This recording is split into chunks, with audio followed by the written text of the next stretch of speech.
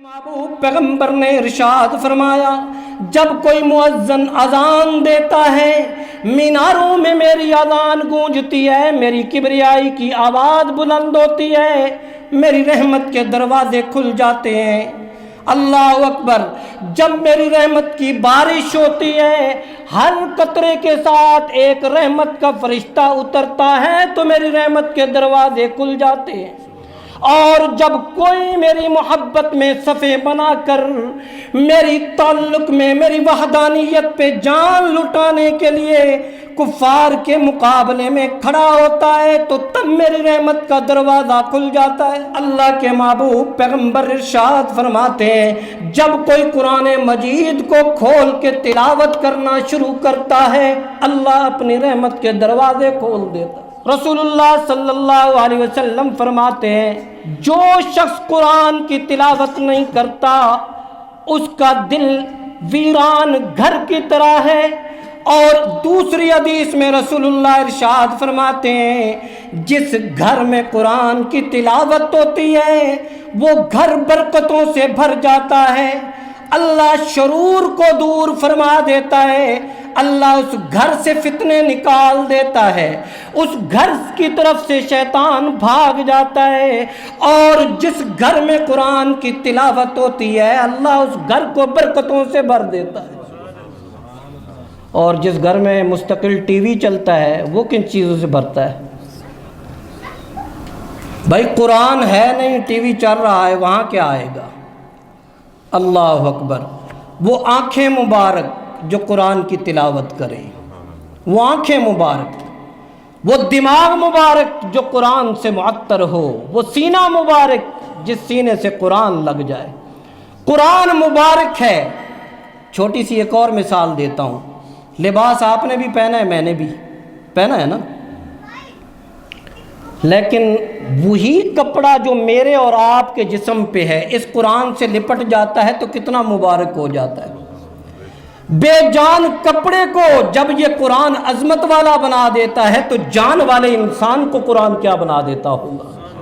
اللہ اکبر کبیرہ۔ خدا کی قسم دولت ہے، دولت کہ بہت کچھ ہاتھ میں ہوتا ہے، ہر چیز کی قیمت معلوم ہے، اور اگر کسی چیز کی قیمت معلوم نہیں ہے تو بدبختی یہ ہے کہ قرآن کی قیمت معلوم نہیں، قرآن کی قیمت معلوم نہیں ہے۔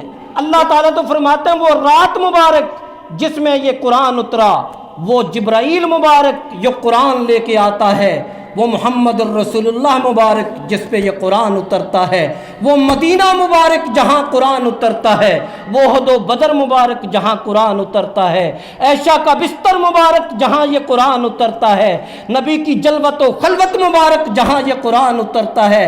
خدا کی قسم نابینوں کے دل تک قرآن پہنچتا ہے تو وہ بیناؤں سے اعلیٰ و افضل ہو جاتے ہیں۔ اگر اللہ کے محبوب پیغمبر ارشاد فرماتے ہیں، او لوگو سنو، جو اس قرآن کو اٹھائے گا اللہ اس قوم کو اونچا فرما دے گا، جو اس قرآن سے جڑ جائے گا، جو اس قرآن کی مانتا ہوا زندگی گزارے گا اللہ اسے عظمت والا بنا دے گا، اللہ اس قوم کو اونچا کر دے گا۔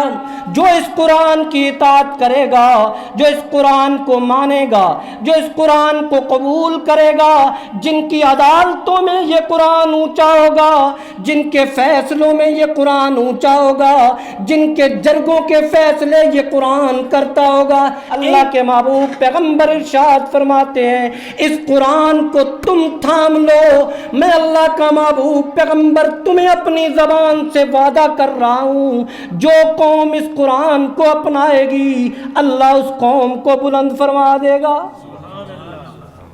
اور جو قوم اس قرآن کو ترک کرے گی اللہ اسے ذلیل کر دے گا، ذلیل، اللہ اسے ذلیل کر دے گا جو اس قرآن کو چھوڑے گا۔ تو ہم نے قرآن کو چھوڑ کے پایا کیا ہے؟ کیا پایا ہے قرآن کو چھوڑ کے؟ یقین مانیے تباہیاں ہیں، بربادیاں ہیں۔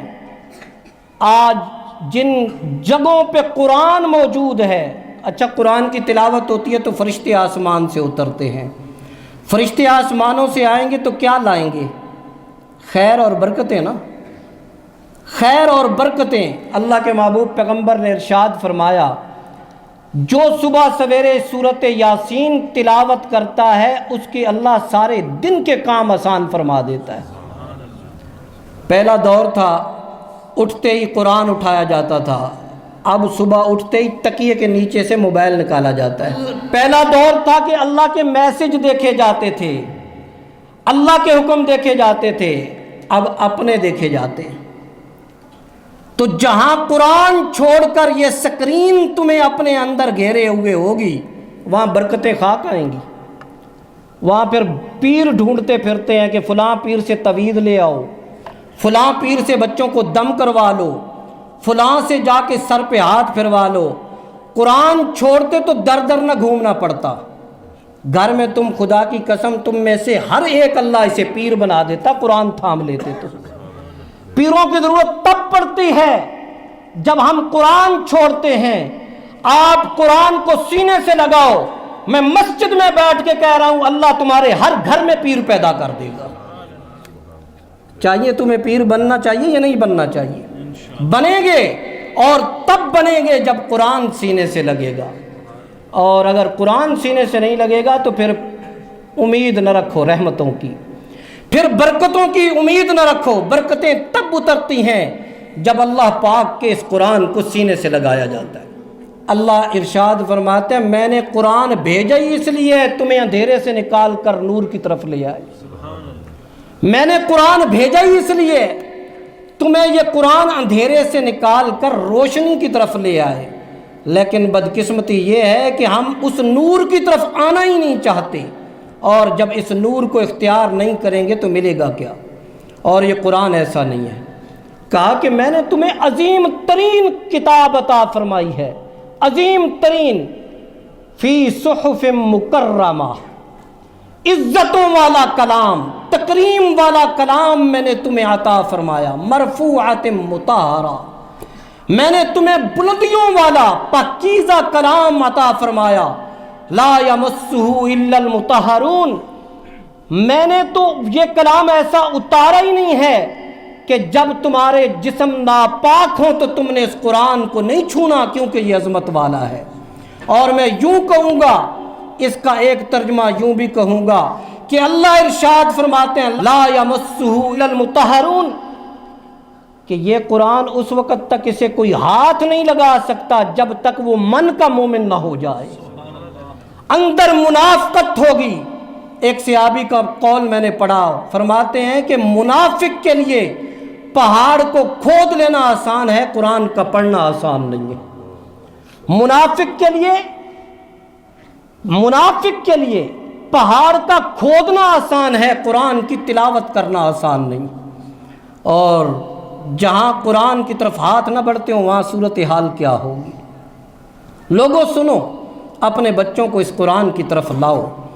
حدیث پاک میں آتا ہے جنت کی طرف جب جنتیوں کا فیصلہ فرمایا جائے گا، جہنمیوں کا فیصلہ ہو چکا ہوگا، بعض لافظ قرآن کو کہا جائے گا کہ تیرے لیے اجازت ہے کہ 10 لوگوں کی سفارش کر لے۔ اس دن تو سب کو اپنی اپنی پڑی ہوگی، اور حافظ قرآن اپنے خاندان کے 10 بندے جنت میں لے کے جا رہا ہوگا۔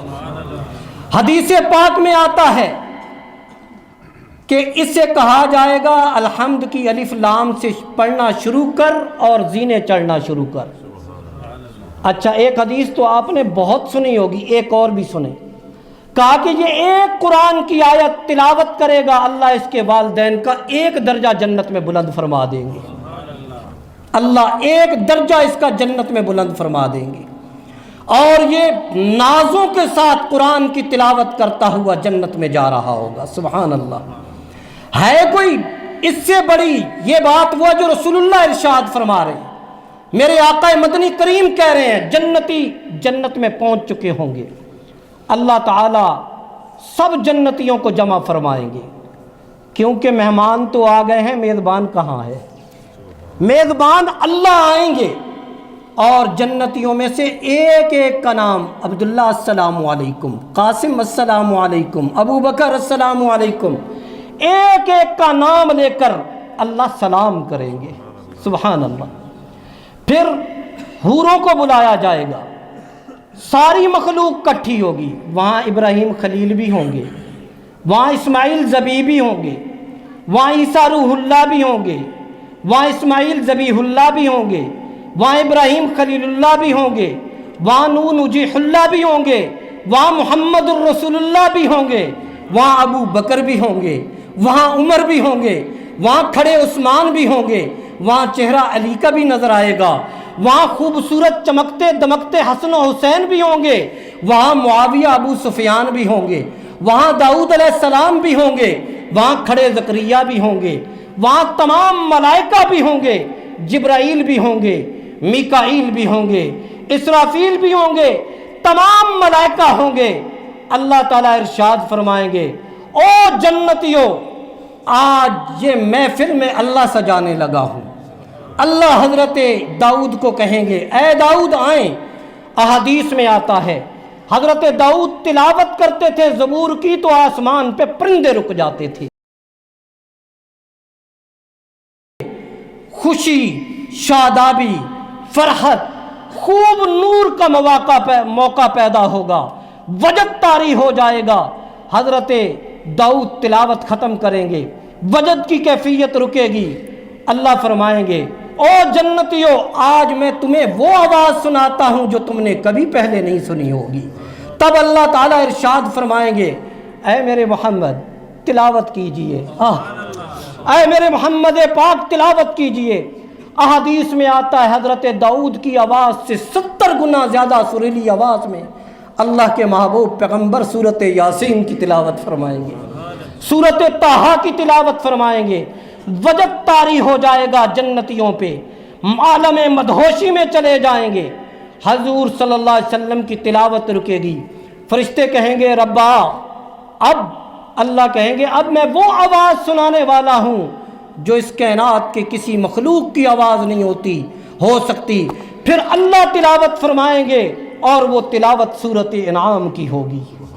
اللہ سورۃ انعام کی تلاوت فرمائیں گے اور سارے جنتی تلاوت سنیں گے سورۃ انعام کی۔ احادیث میں آتا ہے اللہ دن میں 2 دفعہ جنتیوں کو جمع فرمایا کریں گے، اور ان کے جو ممبر ہوں گے، ان کی جو کرسیاں ہوں گی وہ زمرد یاقوت کی ہوں گی۔ ان کی کرسیاں اللہ تعالیٰ چاندی اور سونے کی بنائے گا، ہر ایک کی کرسی اس کے اعمال اور اس کی عظمت کے مطابق اللہ تیار کرے گا۔ جنتی دن میں 2 دفعہ آئیں گے، اللہ دن میں 2 دفعہ تلاوت فرمائے گا، جنتی دن میں 2 دفعہ تلاوت سنے گے۔